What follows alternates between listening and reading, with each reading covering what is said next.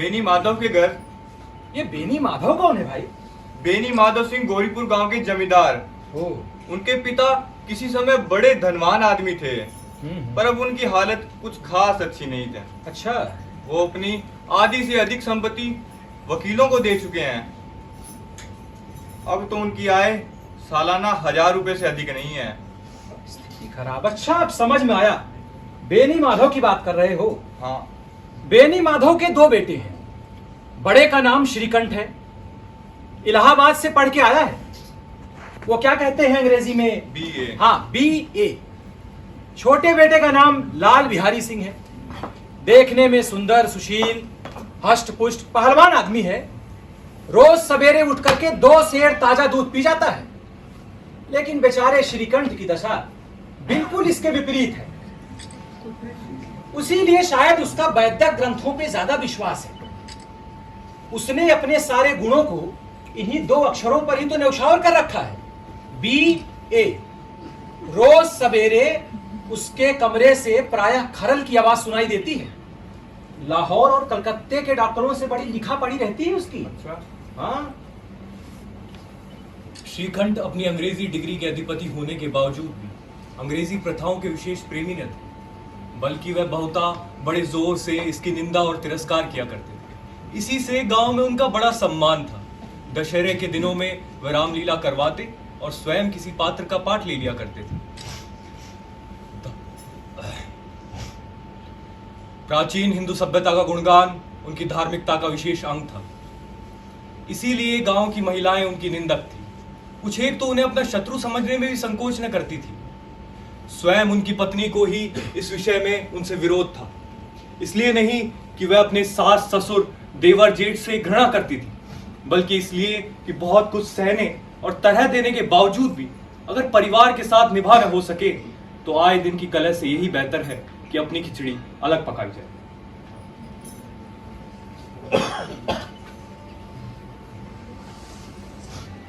आनंदी एक बड़े उच्च कुल की लड़की थी। उसका बाप एक छोटी सी रियासत के तालुकदार थे। विशाल भवन, 3 कुत्ते, 1 हाथी, घोड़े, झाड़ फानूस, अनेद्री मैजिस्ट्रेट, जिन प्रतिष्ठित तालुकदार के भोग्य पदार्थ होते हैं, वो सभी यहाँ विद्यमान थे। नाम था भूप सिंह। बड़े उदार चित्त और प्रतिभाशाली पुरुष थे, पर दुर्भाग्य से एक लड़का भी ना था। 7 लड़कियां पैदा हुई और सातों की सातों देवयोग से जीवित रही। पहली उम्र में तो ठाकुर साहब ने अपनी 3 बेटियों का विवाह बड़े दिल खोल कर किया, पर जैसे ही 15-20 हजार रुपए का सरकर चढ़ा, आंखें खुली, हाथ समेट लिए। आनंदी चौथी लड़की थी। वो अपनी सभी बहनों से अधिक गुणवती और रूपवती थी, जिससे ठाकुर भूप सिंह उसे अधिक प्यार करते थे। सुंदर संतान को तो कदाचित उनके माता पिता अधिक चाहते थे। ठाकुर साहब को लेकिन इसका भय भी था कि आनंदी का विवाह कहाँ करे। वो तो ना यह चाहते थे कि ऋण का बोझ बढ़े, ना उन्हें यह मंजूर था कि उसे अपने को भाग्यहीन समझना पड़े। एक दिन श्रीकंठ सिंह उनके पास किसी संदेह का रुपया मांगने आए। शायद नागरिक प्रचार का चंदा था। ठाकुर साहब श्रीकंठ सिंह के स्वभाव पर रीझ गए और आनंदी का विवाह श्रीकंठ सिंह के साथ करवा दिया। आनंदी अपने नए घर में आई तो उसने यहाँ का रंग ढंग कुछ और ही देखा। जिस टीम टाम की उसे बचपन से आदत थी, वह यहाँ नाम मात्र को भी न था। हाथी घोड़ों का तो कहना ही क्या, एक सुंदर सजी हुई बहली तक न थी। न जमीन पर फर्श, न दीवार पर तस्वीरें। एक सीधा सादा देहाती ग्रस्त का मकान था। लेकिन आनंदी ने कुछ ही दिनों में इन अवस्थाओं के अपने आप को ऐसा अनुकूल बना लिया मानो उसने विलास के समान कभी देखे ही न थे।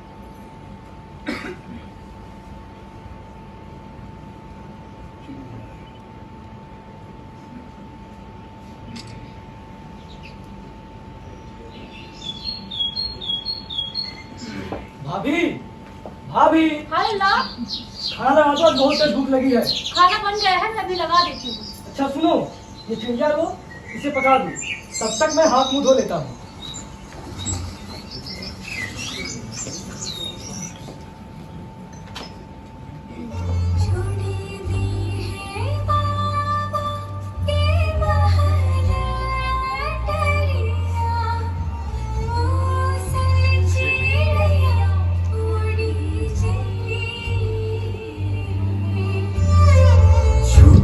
की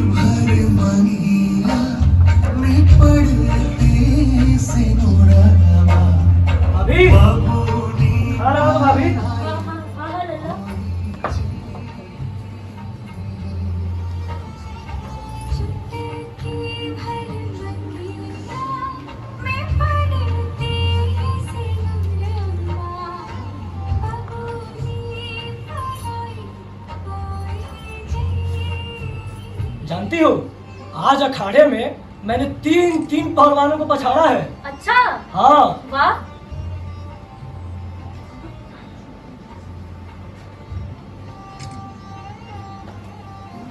अच्छा, आज दाल में घी तो नहीं डाला? घी तो सारा मैंने मांस में डाल दिया। घी सारा मांस में डाल दिया? हाँ। अभी परसों ही बाजार से घी आया था, कह रही हो कि सारा मांस में डाल दिया। आज तो कुल पाव भर ही रहा होगा, वो सारा मैंने मांस में डाल दिया। कह तो ऐसे रही हो जैसे कि तुम्हारे मायके में रोज घी की नदियां बहती हूँ। देखिए लल्ला जी, मायके के बारे में कुछ नहीं बोलिए। हाथी मरा भी तो 9 लाख का, वहाँ इतना घी तो नाई कहर खा जाते हैं, किसी को पता भी नहीं चलता। बहुत जुबान बढ़ गई है तुम्हारी। जी तो चाहता है कि जुबान खींच के बाहर कर दूं। अगर आज तुम्हारे भैया होते तो तुम्हें इसका भी मजा चखाते। जिसके गुमान पे इतना फूल रही हो, वो होते तो उन्हें भी देख लेते और तुम्हें भी।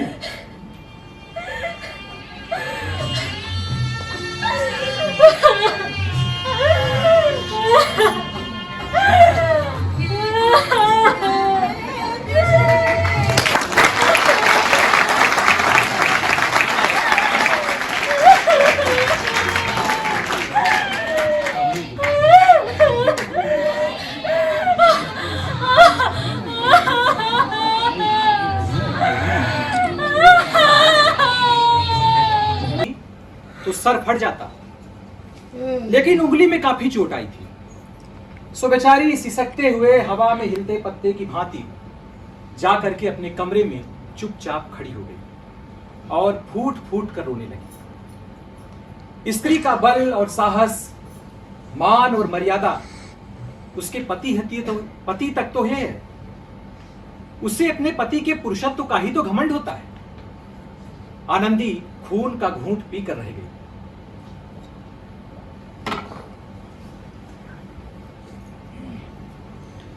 श्रीखंड सिंह शनिवार को घर आया करते थे। बृहस्पतिवार को यह घटना हुई। 2 दिन तक आनंदी कोठड़ी में रही, ना कुछ खाया ना पिया, उनकी राह देखती रही। अंत में शनिवार को श्रीखंड सिंह घर आते हैं और बाहर बैठकर कुछ मुकदमों की चर्चा करते हैं। मुकदमा कैसा चल रहा है? अच्छा था बाबूजी। शहर ठीक ठाक? शहर तो ठीक है, पर गांव की बहुत याद आती। अच्छा करते हो आ जाते। यह बातचीत रात 10 बजे तक होती रही। ये 2 घंटे आनंदी ने बड़े कष्ट से काटे। किसी तरह भोजन का समय आया और पंचायत उठी।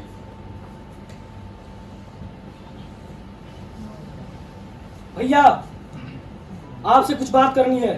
हाँ बोलो लल्लू। आप जरा भाभी को समझा दीजिए, आजकल उनकी जुबान बहुत तेज हो गई है, वरना एक दिन अनर्थ हो जाएगा। हाँ श्रीकंठ, इस तरीके से औरतों को सर चढ़ाना अच्छी बात नहीं है। हाँ, अगर वो अपने आप को बड़े घर की बेटी समझती है तो हम भी कोई नाई और कहार नहीं है। आखिर बात क्या हुई? बात कुछ नहीं हुई। आज अपने आप आकर मुझसे वो उलझ पड़ी। अपने मायके के आगे वो कुछ हम लोगों को समझती है। आप जरा उसे समझा दीजिए।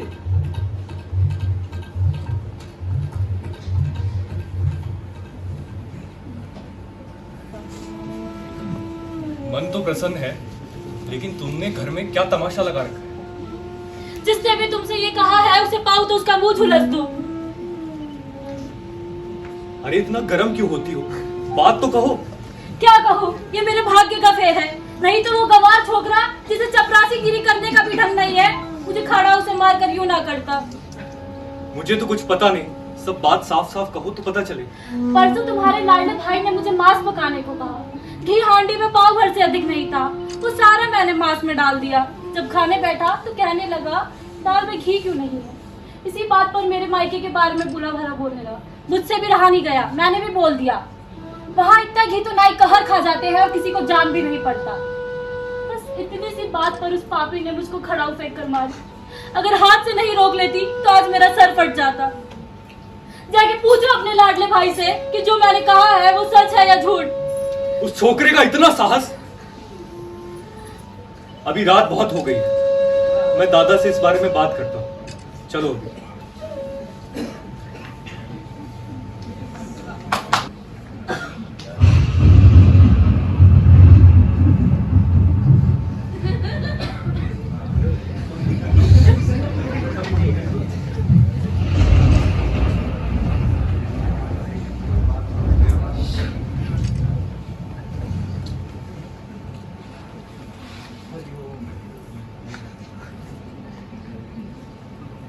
दादा मुझे आपसे कुछ बात करनी है। हाँ बोलो। दादा इस घर में मेरा निभाना होगा। क्यों, क्या हो गया? मुझे भी अपनी मान प्रतिष्ठा का कुछ विचार है। जिन लोगों को बड़ों का मान सम्मान करना चाहिए वो उनके सिर चढ़ते हैं। मैं दूसरों का नौकट है, घर पर रहता नहीं। मेरे पीछे से स्त्रियों पर जूते और खड़ाऊ की बौछारें होती है। कोई कड़ी बात कह दे उसकी चिंता नहीं, कोई एक की दो कह दे यहां तक मैं सह सकता हूं, लेकिन ये कदापि नहीं हो सकता कि मुझ पर लाख घुसे पड़े और मैं चुपचाप बैठा रहूं। बेटा, बुद्धिमान होकर ऐसी बातें करती हो। स्त्रियां इस तरह घर का नाश कर देती हैं, उनको सिर चढ़ाना अच्छी बात नहीं है। आपके आशीर्वाद से ऐसा मूर्ख नहीं हूं। मेरे ही समझाने बुझाने से गांव में कई घर संभल गए, लेकिन जिस स्त्री की मान प्रतिष्ठा का ईश्वर के दरबार में साक्षी हूं, उसके प्रति ऐसा घोर अन्याय और पशुवत व्यवहार मेरे लिए असहनीय है। आप तो इतना ही समझिए कि लाल बिहारी को मैंने कोई दंड नहीं दिया। लाल बिहारी तुम्हारा भाई है, उससे कोई गलती हो तो उसके कान पकड़ो, लेकिन लाल बिहारी को मैं अपना भाई नहीं समझता। स्त्री के पीछे उसकी मूर्खता और क्रूरता के कारण।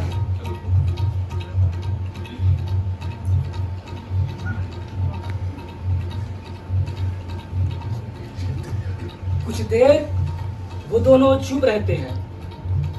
श्रीकंठ सिंह अपने बड़े बेटे को बार बार समझाने का प्रयास करते हैं, किंतु वह यह भी स्वीकार नहीं करना चाहते कि उनका छोटा बेटा लाल बिहारी कोई गलती किया हुआ है। तब तक वहां गांव के कुछ व्यक्ति हुक्के और चीलम पीने के बहाने आ बैठते हैं। जब गांव की स्त्रियों को यह पता चलता है कि श्रीकंठ अपने पत्नी के पीछे अपने पिता से लड़ने को तैयार है, तो वह हर्षित हो उठती हैं। वह इन दोनों पक्षों की बातों को सुनने के लिए ललायित होने लगती हैं। गांव में कुछ ऐसे कुटिल व्यक्ति भी हैं जो इन स्कूल की नीतिपूर्ण गति पे मन ही मन जला करते हैं। वह अक्सर कहा करते हैं, श्रीकंठ अपने बाप से दबता है, इसलिए वह दब्बू है। उसने विद्या पढ़ी, लेकिन वह किताबों का कीड़ा है। बेनी माधव सिंह उसकी सलाह के बिना कोई काम नहीं करते। यह उनकी सबसे बड़ी मूर्खता है। इलाहाबाद का झल्लाया हुआ ग्रेजुएट अपने पिता की बात को समझ न सका। उसे डिबेटिंग क्लब में अपनी बातों पर अडिग रहने की आदत थी। वह यह बिल्कुल नहीं समझ सका कि आखिर उसके पिता ने बात क्यों बदली है। वह तुरंत बोल उठा, लाल बिहारी के साथ इस घर में नहीं रह सकता।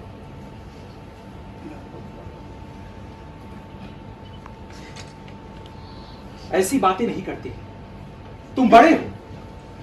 वो ना समझ लड़ता है, उससे गलती हुई है तो उसको बड़े होकर क्षमा कर दो। लाल बिहारी की इस दुष्टता को मैं कैसे सहन कर सकता हूं? अगर आप उसे इस घर में रखना चाहते हैं तो मुझे विदा कीजिए, मैं अपना भार अपने आप संभाल लूंगा। अगर मुझे रखना चाहते हैं तो उससे कहिए जहां चाहे चला जाए, ये मेरा अंतिम निश्चय है। रुको,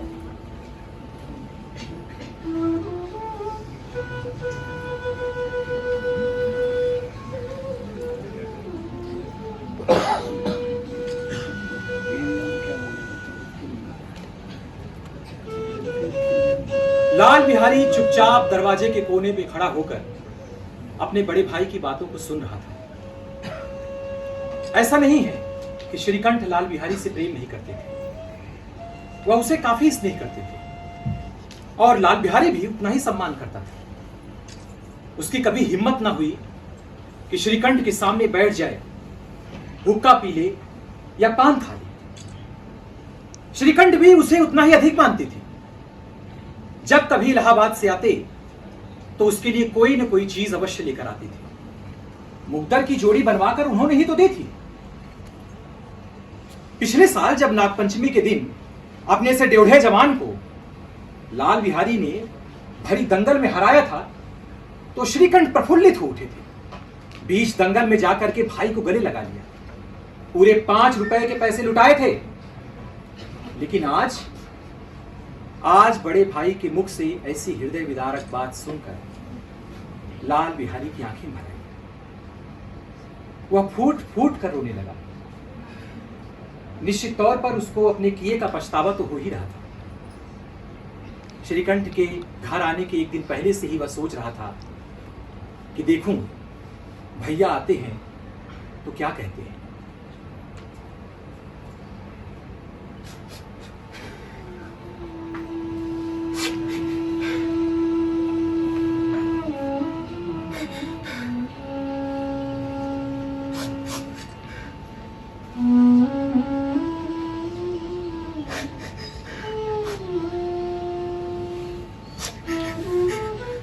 हम भैया के सामने कैसे जाए? अरे हमारी नजर भैया के सामने कैसे उठेगी?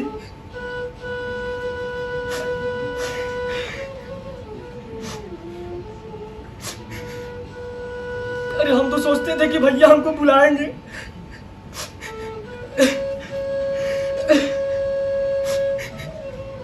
हमको बुलाएंगे और समझाएंगे, लेकिन आज भैया को निर्दयता की मूर्ति बने देखे हमको अच्छा नहीं लगा।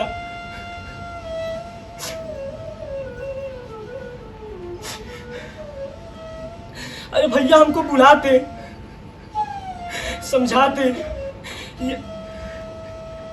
यही नहीं 2-4 तमाचे लगा भी देते, कदाचित हमको इतना दुख न होता जितना आज हो रहा है। भैया ने कह दिया है कि वो मेरा मुंह नहीं देखेंगे, वो आज के बाद मेरे साथ न रहेंगे। ठीक है, मैं भी भैया को मुंह नहीं दिखाऊंगा।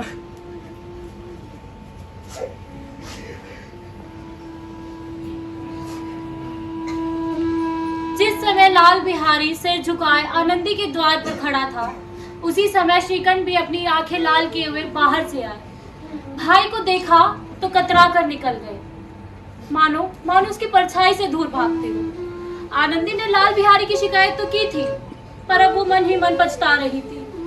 उसे इसका तनिक भी ध्यान नहीं था कि बात इतनी आगे बढ़ जाएगी।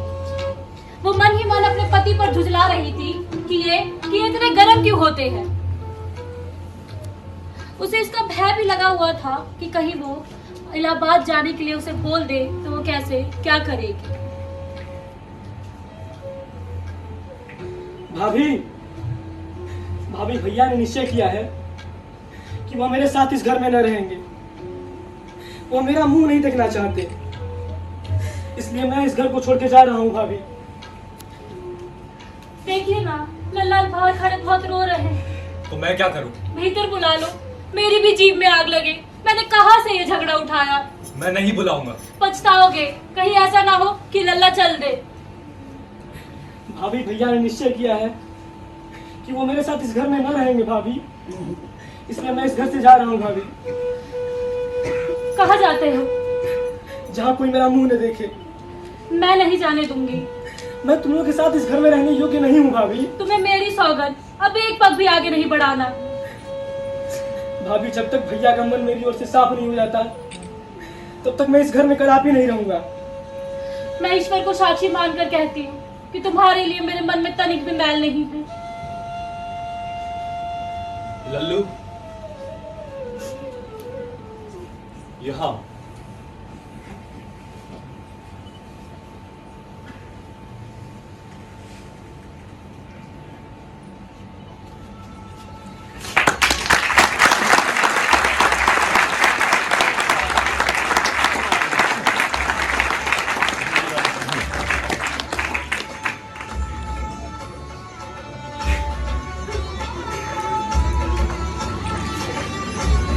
भैया मुझे माफ कर दो।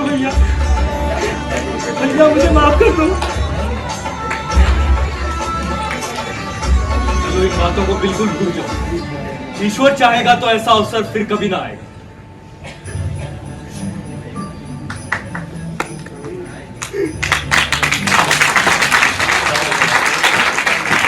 बड़े घर की बेटियां ऐसी ही होती हैं, बिगड़ता हुआ काम बना दी। लल्लू, श्रीकंठ, जी दादा, बड़े घर की बेटियां ऐसे ही होती है।